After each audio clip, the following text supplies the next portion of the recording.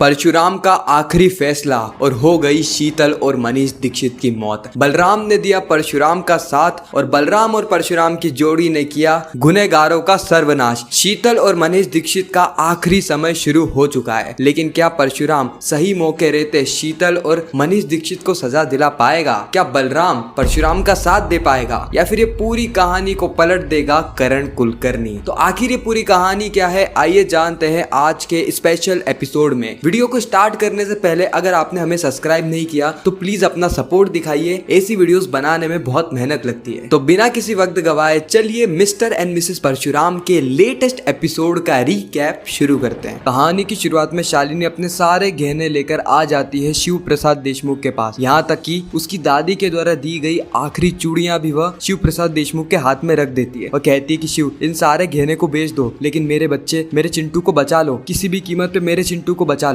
इस वक्त शिव प्रसाद देशमुख की आंखों में भी आंसू थे। शिव कहता है कि शालिनी, ये सब मत करो, क्योंकि ये सारे बेचने के बाद भी हमारे पास 7.5 लाख रुपए इकट्ठे नहीं हो पाएंगे। शालिनी कहती है, तो बताओ ना शिव, मैं क्या करूँ, मैं क्या करूँ, मुझे बिल्कुल भी समझ में नहीं आ रहा है, मैं बिना चिंटू के रह नहीं सकती। उसी वक्त शालिनी को आ जाता है करण कुलकर्णी का कॉल। करण कुलकर्णी शालिनी को धमकी देते हुए कहता है कि देखो शालिनी, तुम्हारा बेटा मौत की कगार पर है, तुम्हारा बेटे को मैं बचा सकता हूँ, सारे पैसे भी दे सकता हूँ और तुम्हें जो चाहिए अच्छा खासा जीवन तुम्हें वह भी मिल जाएगा। बस तुम्हें आराध्या और कबीर के ऊपर से सारे केसेस को हटाना होगा। तुम ये काम कर दो और तुम्हारा बच्चा तुम्हें सुरक्षित मिल जाएगा। शालिनी कहती है कि सौदा कर रहे हो आप, मेरे बच्चे की जान का सौदा कर रहे हो, नहीं लेना मुझे केस वापिस, और रही बात मेरे बच्चे की ना, तो मैं उसे कैसे भी करके बचा कर रहूंगी। उसी वक्त करण कुलकर्णी कहता है, कैसे बचाओगी शालिनी, कैसे बचाओगी? यह ऑफर तुम्हारे लिए सबसे बढ़िया ऑफर था, क्योंकि इसके बाद जो काम मैं करने वाला हूँ ना, वह सुन के तुम्हारी रूह कांप जाएगी। शालिनी कहती है कि क्या करने वाले हो तुम? इस वक्त शिव प्रसाद देशमुख की फोन को छीन लेता है। उसी वक्त करण कुलकर्णी बताता है कि चिंटू की जान खतरे में है, चिंटू को एक ऐसा इंजेक्शन दिया जा रहा है जिससे कि वह उसी वक्त मर जाएगा। जाओ, बचा सको तो बचा लो तुम्हारे प्यारे हर्षित यानी चिंटू को। यह बात सुन के शिव प्रसाद देशमुख और शालिनी दोनों एक दूसरे का हाथ पकड़ते हैं और सीधे भागते हुए जाते हैं हॉस्पिटल की तरफ, क्योंकि अगर वह इंजेक्शन लग गया तो फिर चिंटू को कोई बचा नहीं पाएगा, क्योंकि उस इंजेक्शन के अंदर जहर है, जहर, और इतने छोटे से बच्चे को इतना सारा जहर वो बर्दाश्त ही नहीं कर पाएगा। खैर, ऑटो से उतर के ये दोनों सीधे जाते हैं हॉस्पिटल की ओर, जहाँ पर एक नर्स चिंटू को इंजेक्शन लगा रही थी। उसी वक्त शालिनी उसे इंजेक्शन छीनती है और शिव प्रसाद देशमुख कहता है कि ये सब क्या कर रहे हो तुम, ये सब क्या कर रहे हो? शालिनी कहती है कि शिव, ये मेरे बच्चे को मारना चाहते हैं। अरे आप लोग तो डॉक्टर है, डॉक्टर, आपको तो मेरे बच्चे की जान बचानी चाहिए, आप लोग इस हद तक गिर जाएंगे मुझे बिल्कुल भी विश्वास नहीं हो रहा है। उसी वक्त वहाँ पर मेन डॉक्टर आ जाते हैं, जहाँ पर नर्स बताती है कि यह दोनों पागल हो गए, इन दोनों को लग रहा है कि मैं इस बच्चे को जहर दे रही हूँ, अरे मैं तो इसको एंटीट्यूड दे रही हूँ जिससे कि इसकी जान बच पाए। शालिनी कहती कि झूठ बोल रही हो तुम, झूठ। उसी वक्त शालिनी को आता है करण कुलकर्णी का कॉल। करण कुलकर्णी कहता है कि बस मेरे एक डराने से तुम डर गई ना, समझ लो अगर मैंने सही में उसके अंदर जहर डाल दिया होता तो तुम्हारी क्या हालत होती। कोई जहर वह नहीं डाला है, मैंने बस ये तुम्हें डराने के लिए कहा है। इतना कहकर वो कॉल को काट देता है। शालिनी उन दोनों से माफी मांगती है, डॉक्टर और नर्स से, क्योंकि शालिनी ने उनके काम में दखल अंदाजी करी और उन्हें परेशान भी करा। उसी वक्त वहाँ पे भूमिका आ जाती है, जो कि पीहू के बारे में पूछ रही होती है। ये बात सुन के शालिनी और शिव प्रसाद देशमुख ये दोनों ही डर जाते हैं। पीहू कहाँ रह गई? पीहू को तो हमने भी बहुत समय से नहीं देखा। इन्हें ऐसा लगता है कि शायद पीहू को किडनैप कर लिया गया है, इसलिए दोनों सीधे भागते हैं और चारों ही तरफ पीहू को ढूंढने लगते हैं। इन्हें पीहू कहीं पर भी नजर नहीं आती और अचानक से ही इन्हें पीहू दिख जाती है, जो कि आइसक्रीम खा रही थी। जब ये लोग पीहू से पूछते हैं कि आइसक्रीम किसने दिलाई और तुम इतनी देर से कहाँ थी, उसे पीहू बताती है कि इन्होंने दिलाई मुझे आइसक्रीम। पीछे खड़ा था कबीर कुलकर्णी। कबीर कहता है कि तुम्हें क्या लगता है मैं इसे आसानी से आइसक्रीम दिलाऊंगा? अरे उस आइसक्रीम में जहर है, जहर। जहर का नाम सुनते ही शिव प्रसाद देशमुख के पांव तले जमीन खिसक जाती है। वो पीहू को उठाता है, सीधे डॉक्टर के पास ले जाता है और डॉक्टर से कहता है कि किसी ने इसको जहर खिला दिया है आइसक्रीम के अंदर मिलाकर, प्लीज आप इसका चेकअप कीजिए, प्लीज चेकअप कीजिए। डॉक्टर कहता है कि आप टेंशन मत लीजिए, मैं इसका चेकअप करता हूँ। इस तरफ शालिनी कबीर के पास जाती है और उसे 2 से 3 चांटे मारती है। और उसके बाद जब डॉक्टर रिपोर्ट लेकर आते हैं तो बताते हैं कि आप लोग शायद पागल हो गए, आपको कुछ समझ में नहीं आ रहा क्या? पहले तो आप उस चिंटू के पूरे मामले में दखल अंदाजी कर रहे हैं और अब आपको लग रहा है कि आपकी बेटी के आइसक्रीम में भी जहर मिला हुआ है। मुझे लगता है कि आपको पागल खाने जाने की जरूरत है। उसी वक्त कबीर कहता है कि कोई जहर नहीं है, आप बस ये फोन पे बात कीजिए। शिव प्रसाद देशमुख जिस फोन पे बात करता है, करण कुलकर्णी कहता है कि डराने के लिए मैंने तुमसे सब कहा, यकीन मानो अगर उसमें सही में जहर होता तो तुम क्या कर लेते? कुछ नहीं कर पाते और ना ही कुछ कर पाओगे, इसीलिए मैं साफ तौर पे कह रहा हूँ कि तुम्हें यह केस वापस ले लेना चाहिए। शालिनी इस वक्त तक बहुत ज्यादा डर गई होती है, क्योंकि सिर्फ अपने बच्चों के खोने के ख्वाब से ही उसकी दुनिया ही उजड़ गई। तो मान लो अगर सही में अपने बच्चों को खो देगी तो कोई मतलब नहीं निकलेगा करण कुलकर्णी, मनीष दीक्षित और इन सभी को जेल पहुंचाने का, क्योंकि वह तो अपने बच्चों को खो देगी। उसी वक्त वहाँ पे बाकी लोग भी आते हैं, जैसे मनीष दीक्षित, मल्हार दीक्षित, सभी लोग समझा रहे होते हैं कि केस वापस ले लो, केस वापस ले लो, लो, लेकिन शालिनी और शिव प्रसाद देशमुख केस को वापस नहीं लेते हैं। और इसी के साथ ये खूबसूरत एपिसोड यहीं पे समाप्त होता है। आपको ये रिकैप कैसा लगा कमेंट सेक्शन में जरूर बताना। बाकी मैं मिलता हूँ आप सभी से किसी नेक्स्ट इंटरेस्टिंग वीडियो में। जब तक के लिए गुड बाय।